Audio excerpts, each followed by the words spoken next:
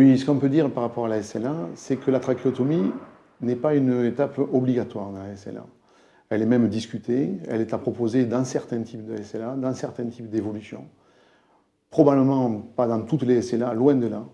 Il y a d'autres procédés de ventilation qui sont plus doux que la trachéotomie, type ventilation au masque nasal, oxygénothérapie d'abord, c'est tout simple, dans le début d'évolution de la maladie. La maladie consistant dans la SLA d'une paralysie progressive qui va toucher les muscles respiratoires, diminuer la ventilation du sujet, d'abord la nuit, avec des phénomènes de fatigue dans la journée, d'endormissement anormaux dans la journée. Et puis cette évolution va se faire progressivement vers une perte d'autonomie de la respiration, et c'est là où on va commencer à discuter des techniques de ventilation. Dans un premier temps, quand il n'y a que des troubles nocturnes, on passe d'abord à une oxygénothérapie, beaucoup plus simple, une petite sonde à mettre dans le nez ou des lunettes nasales, plus facile à installer, très facile à gérer à domicile, mais c'est une étape.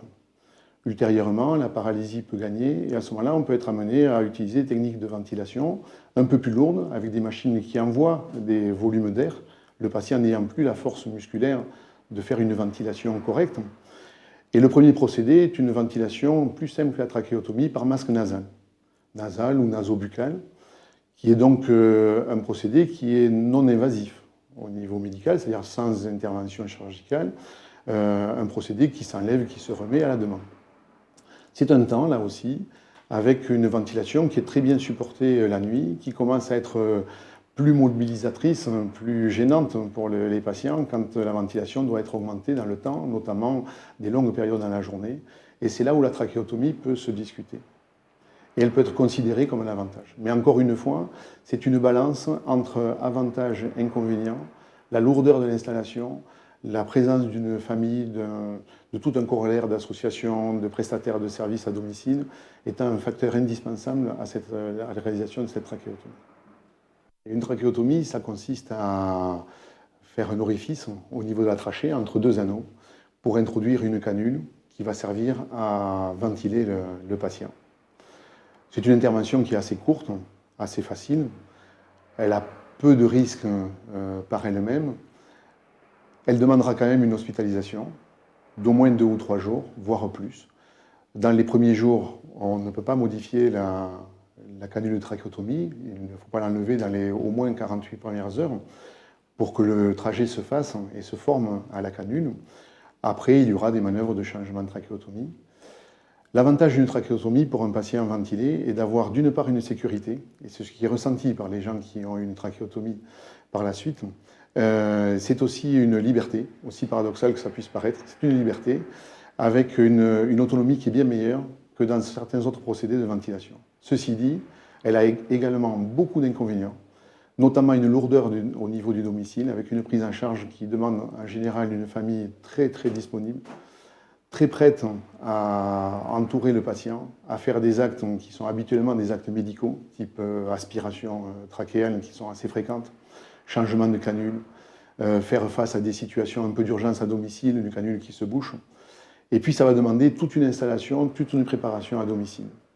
Je pense qu'un des problèmes, c'est d'avoir une discussion avec les patients qui ont une SLA, bien avant que les problèmes respiratoires en apparaissent, déjà pour leur faire comprendre qu'il va y avoir des discussions plus tard sur des modes de ventilation possibles, commencer à leur expliquer les différentes méthodes, voir un petit peu ce qu'ils pourront gérer ou pas gérer.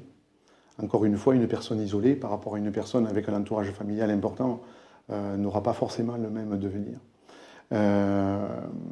Et à partir de là, cette préparation va se faire. La trachéotomie, le jour où elle devrait se faire, où elle va être programmée, où elle va se faire par nécessité, doit avoir été préparée par ces discussions. Et à partir de la trachéotomie, le retour à domicile ne peut s'envisager que lorsque la famille est formée. La famille doit être formée à aspirer, à faire des soins locaux de canule, à faire des changements de canule. À côté de la famille, il y a un besoin permanent des associations de ventilation à domicile, qui ont un rôle extrêmement important, puisque c'est eux qui vont avoir assuré une présence 24 heures sur 24, qui vont apporter des moyens techniques de changement de canule, de couplage au système de ventilation, parce que la canule n'est pas un tout. Derrière, il y a une machine qui fait la ventilation, qu'il faut paramétrer, régler, surveiller, changer, modifier. C'est leur rôle. À côté, il y a le rôle du médecin traitant. Il faut qu'il y ait une cohésion importante entre le médecin spécialiste, le médecin traitant, l'équipe de ventilation, la famille et éventuellement des associations qui vont aussi aider, notamment dans le temps. Si la famille est réduite à des occupations professionnelles, elle ne pourra pas gérer 24 heures sur 24 ce patient.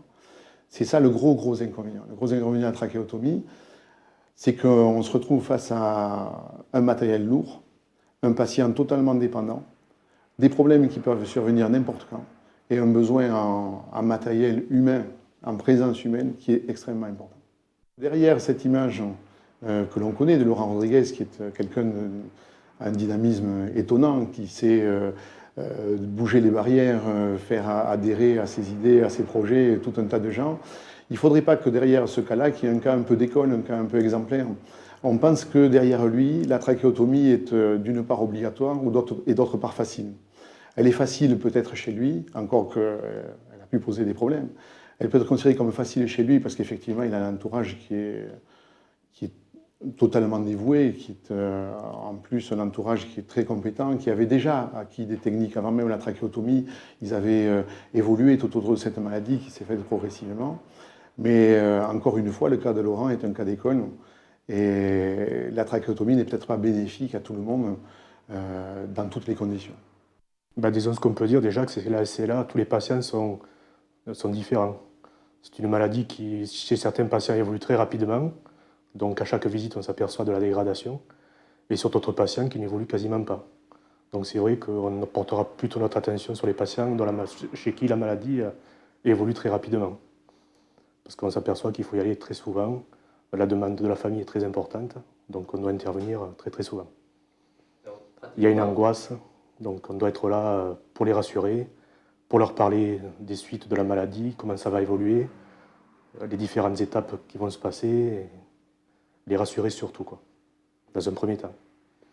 Disons qu'au départ, déjà, on intervient au niveau du service hospitalier pour déjà former la famille, déjà montrer qu'on est présent. Et dès le retour au domicile, on est bien sûr là, parce qu'au départ, bien sûr, c'est l'affolement, l'angoisse. Donc on doit être au départ très présent. On doit même les soutenir au maximum, sinon on va à l'échec, c'est sûr.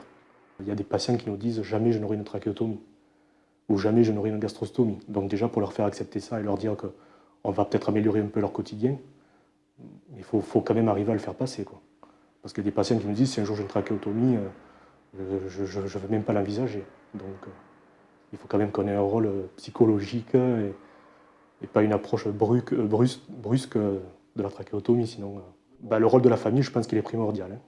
Si on n'a pas un noyau familial très soudé, je pense qu'un patient de cette maladie ne peut pas rentrer à la maison. C'est pas possible. L'exemple de Laurent, par exemple, on voit sa femme qui est quasiment une demi-journée à ses côtés.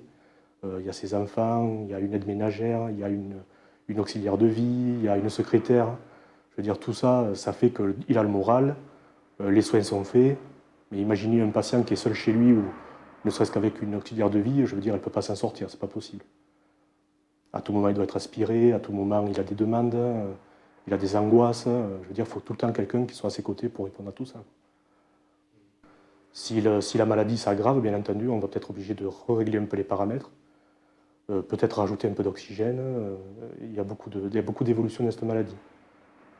Ça peut arriver aussi qu'il y ait des infections, donc bien sûr, il faut en parler au médecin, au pneumologue, savoir s'il y a un traitement à faire. On est là vraiment, on est interlocuteur famille et médecin. Il faut vraiment que tout ce qui se passe à la maison soit relaté au pneumologue. Laurent, ça s'est plus ou moins bien passé, surtout pour la ventilation, on va dire. Puisque au départ, il était avec une ventilation non invasive. Et on peut dire que sa trachéotomie s'est un peu réalisée dans l'urgence. Il était très réticent à la trachéotomie au départ, donc il ne voulait pas trop en entendre parler. Mais malheureusement, la maladie évoluant rapidement, il a fallu l'hospitaliser en urgence et faire une trachéotomie en urgence. Donc on peut dire que la trachéotomie ne s'est pas très bien passée. Après, il s'est aperçu quand même que ça servait à quelque chose. Et on peut dire qu'après, il a très bien accepté. Par contre, après, pour la nutrition entérale, on a préparé le terrain. Il a fallu quand même plusieurs mois avant qu'il accepte. Il a fallu le mettre en contact avec d'autres patients qui ont des gastrostomies pour qu'ils communiquent, pour qu'ils se renseignent comment c'était, si c'était douloureux, le geste chirurgical. la nutrition, s'il n'y avait pas d'effets secondaires. Enfin, il s'est renseigné, énormément renseigné. Et puis il a accepté, petit à petit il a accepté, et puis ça s'est relativement bien passé, quoi. Et d'ailleurs, depuis, il est très bien, quoi. Il est très bien, parce que bon, l'alimentation chez lui ne se passait pas très bien. Il faisait beaucoup de fausses routes, et bon, ça devenait dangereux, quoi, de laisser une alimentation normale chez lui, quoi. Donc aujourd'hui, on peut dire que la nutrition se passe bien. Il ne maigrit pas, il accepte bien. Surtout dans les phases d'été où il fait très chaud ici, on peut l'hydrater. Et il se rend compte que tout ça, ça lui fait du bien. Mais c'est vrai qu'au départ, bon, la trachéotomie ne s'est pas très bien passée. Je crois que tous les gestes en fait, qu'on pratique sur des patients SLA, l'idéal, il faudrait que ça soit préparé un peu à l'avance. D'ailleurs, maintenant, les patients SLA dont la maladie évolue rapidement, on essaie rapidement de préparer le terrain et de leur parler un peu de la trachéotomie et de l'évolution de la maladie, quoi. Ça évite de faire des gestes en urgence. Mais c'est vrai que maintenant, quand on rentre, on a l'impression de faire partie de la famille. C'est vrai qu'ils ont notre numéro de téléphone direct, donc portable. Puis ce sont des gens qui ne sont pas très demandeurs. Donc on sait que quand ils nous appellent, ce n'est pas pour nous embêter. Donc voilà, ça se passe relativement bien. C'est vrai qu'on s'y attache beaucoup. Il est très demandeur, mais on s'y attache beaucoup parce que c'est un battant. Et il donne de la pêche à tout le monde, quoi. C'est vrai qu'à son contact, on a envie que... Il y a toute une équipe vitalaire paramédicale qui s'occupe de Madame Eza, puisque ça commence, pas dans son cas, mais enfin bon, on lui laisse quand même de l'oxygène en cas de besoin. Ça avait été le cas cet été pour les grosses chaleurs. Donc il y aurait une livraison hebdomadaire d'oxygène liquide, une livraison mensuelle s'il y avait la nutrition entérale. Ensuite, il y a 2 aspirateurs, puisqu'il y a nécessité de doubler le matériel. En cas de panne d'un aspirateur, on en a un deuxième. Parce que bon, c'est quand même du matériel solide, mais bon, qui nécessite beaucoup de maniement. Et bon, et de temps en temps, il y a des pannes. L'aérosol, que Madame Mézard utilise 2-3 fois par jour. Et enfin, le ventilateur. Donc, c'est un ventilateur volumétrique. Grosso modo, c'est juste pour aider à respirer. Ça envoie un volume dans les poumons qui marche à la fois sur ce secteur, mais aussi qui a la possibilité de marcher sur batterie, puisqu'il a une autonomie entre 6 et 8 heures, ce qui permet, en fait, quand le patient sort de son domicile, d'avoir le ventilateur à côté, et puis en cas de nécessité, de fatigue, puisque c'est vrai que dès que le patient fait un effort, il désature pas mal. Donc ça permet d'avoir le ventilateur et d'avoir une certaine autonomie. On passe tous les 2 mois en fait avec Jean-François Mercier qui est l'infirmier vitalaire et moi-même. Donc on change en fait le filtre, le circuit. Il y a un filtre à changer tous les jours qui humidifie en fait la ventilation. On fait les contrôles des volumes de l'appareil, des cycles. Et en fait, surtout le plus important, on met le patient sous respirateur pour voir la saturation d'oxygène. On fait un petit essai et puis l'infirmier en fait prend des notes, pose des questions. Et s'il sent qu'il y a un problème ou quoi que ce soit, donc il peut à la fois modifier les paramètres, mais toujours en concertation avec le pneumologue.